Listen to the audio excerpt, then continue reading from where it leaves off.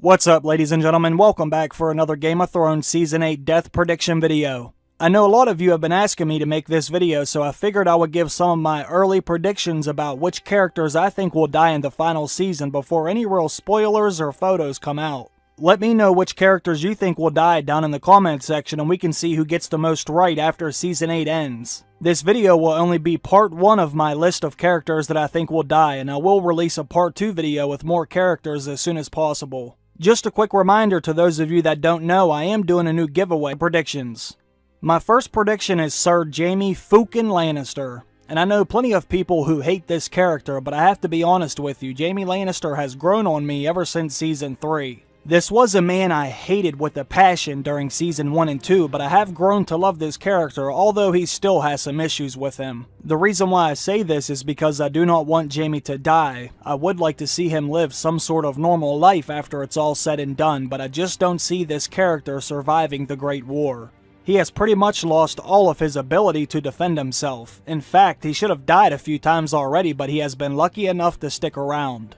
Ever since he lost his hand, he has lost his legendary sword fighting skills, and now he is heading north, in a place where not too many people like him. I do think Jaime will be accepted into Winterfell and they will allow him to fight with them, but I don't see anyone other than maybe Brienne being willing to stick their neck out to save Jaime if he gets into some trouble on the battlefield. I'm not necessarily saying anybody's gonna let him die because they're gonna need his help no matter what. But let's just say I don't see anybody willing to take a bullet for him other than Brienne. The Night King and his army are making their way south, and before you know it, the north is going to be completely under attack, and everyone in Jon and Dany's camp will eventually be surrounded by whites and White Walkers. In my opinion, I don't see Jaime making it out of this alive. He may still find an opportunity to kill Cersei, but I think Jaime will die in the Great War, and he will die in the arms of the woman he loves, just like he said he wanted. But the woman that he loves is not going to be Cersei, which is who he meant at the time when he said that, but he will actually die in the arms of Brienne. That's how I think Jaime's story is going to end. But, and this is a big but, I think Jaime will die by actually sacrificing himself for one of the Starks, possibly Bran Stark. But if it's not a Stark whose life he saves, then I think it could be Brienne's. I see Jaime dying in one of the most honorable ways possible, which is sacrificing himself so others can live.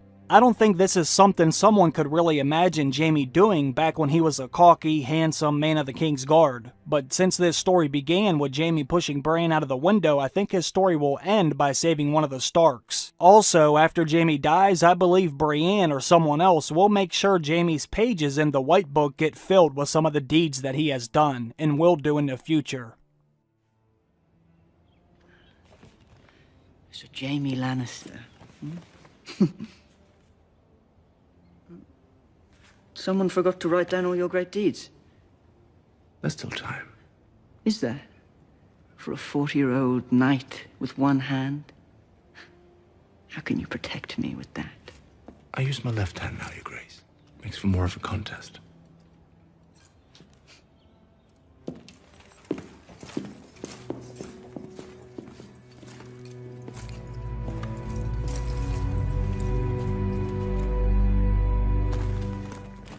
After the Great War is over, someone will make sure that it is written in the history books that Jaime didn't murder the Mad King for no reason, but he did it to save the city. And they will make sure that it is known that he sacrificed himself during the Long Night. The next character that I believe will die is Grey Worm. I actually thought Grey Worm would die in Season 7 because they kept hyping up his relationship with Missandei in all the promos and trailers, so I assumed they would kill one of these characters once they got everybody invested in their relationship. But of course, both of these characters were pretty much put on the sidelines midway through the season. I also think Grey Worm will die in the north fighting the Army of the Dead. Grey Worm has always felt sort of like an expendable character to me, but even more so in the last season. Grey Worm has never fought in the north before. He has never fought in the freezing temperatures with the ground covered in snow. And I don't think the Unsullied or Dothraki are going to fare very well in the northern terrain.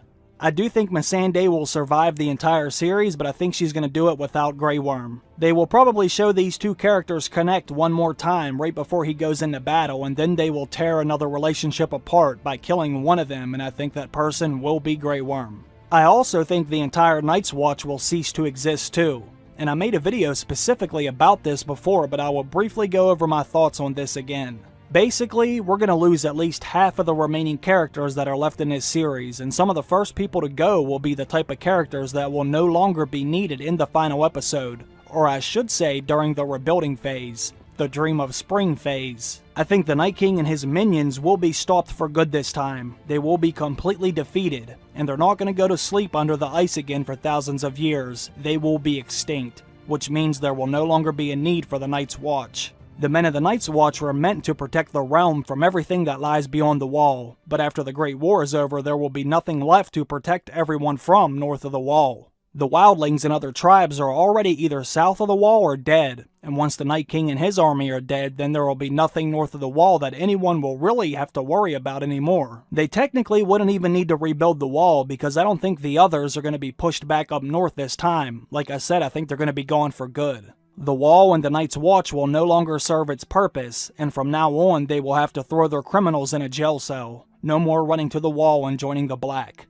I think this will also be a part of the new Westeros too. Things are not going to be done exactly the same as they were before, and getting rid of the Night's Watch will be one of those things. No more barriers keeping people out of the Seven Kingdoms. Jon Snow has already made sure of that, and I think this will continue after the Great War. Next on my list is another one of my favorite role players, good old Beric Dondarrion. And let's be honest here, Beric has been living on borrowed time for multiple seasons now. This man should have died 6 times already. In fact, he's already dead in the books, dead for good too.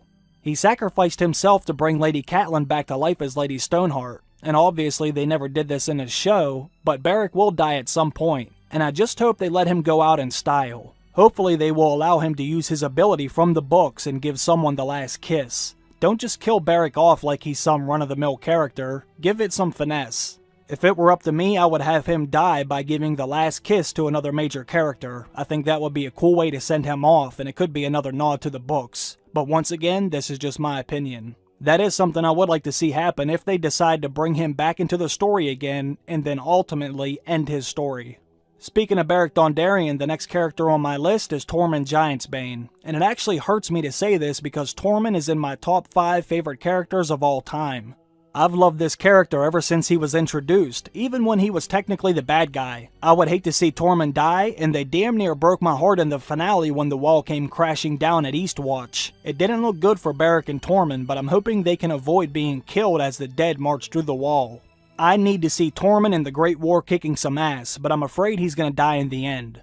Even the showrunners Dane and Dave said either Tormund or Brienne will die. And obviously they could be trying to mislead people, but basically what happened was somebody asked them about Tormund and Brienne hooking up, and they said one of them must die in the end. They will not live happily ever after together, and I think if one of them is to die, then it would be Tormund. Brienne is arguably one of the best fighters left on the show, and she definitely knows how to defend herself. And she has a Valyrian steel sword, so she could defend herself against the White Walkers as well. I think Brienne will survive the entire series, but she will lose both of the men that are in her life, because Jaime and Tormund will die. Tormund was lucky enough to survive the mission beyond the Wall, and he was lucky to survive the Wall coming down, but I think the third time will be the charm. 3 strikes and Tormund is out. The next character that I think will die is Sir Gregor Clegane, the motherfunking mountain. I have no way to put this philosophically or poetically. This asshole just needs to die. I don't care if he dies during Clegane Bowl or if he slips on a banana peel. Someone must take this man down. There is no way they can let him survive this entire series. This freak show has been wreaking havoc since the first season, and in my opinion, he will see his judgment day in the final season.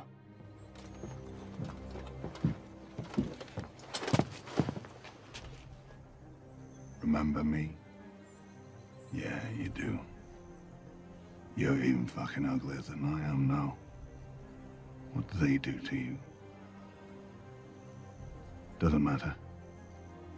It's not how it ends for you, brother. You know who's coming for you. You've always known.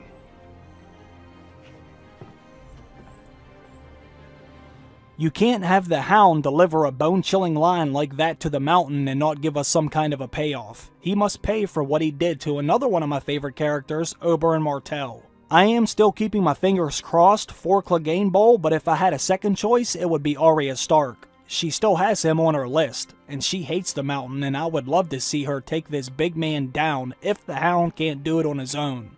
Let me add one more character to this list for the part 1 video, then I will get out of here. And since I am already talking about the Mountain who is in King's Landing, let me just slide right on over to Cersei Fucking Lannister, the Wicked Witch of Westeros. I think I can speak for 90% of the fan base when I say we can't wait to see this evil, twisted, brother-loving bitch drop dead. Cersei's time is up. She must die. And once again, I really don't care who does the deed. But if they want to make it extremely satisfying, then she needs to be killed by Jaime, or Tyrion, or dare I even say Sansa. Now I know Cersei is on Arya's list, and Arya really wants to kill her, but I think it would be more satisfying if Sansa was able to kill her instead of Arya. Sansa had to put up with Cersei's evilness way more than Arya ever did, and I would be extremely satisfied if Sansa was able to cast her down somehow. But I think Jaime or Arya is actually more likely to deliver the fatal blow. But there is a strong chance that Cersei will live until the very last episode, considering all of her enemies are now in the north, and they are about to be at war in the north. Since the Night King is already south of the wall, Jon and Dany are going to have to focus on him immediately, which allows Cersei to continue living. Unless that is, of course, someone decides to take a quick trip to King's Landing and finish her off.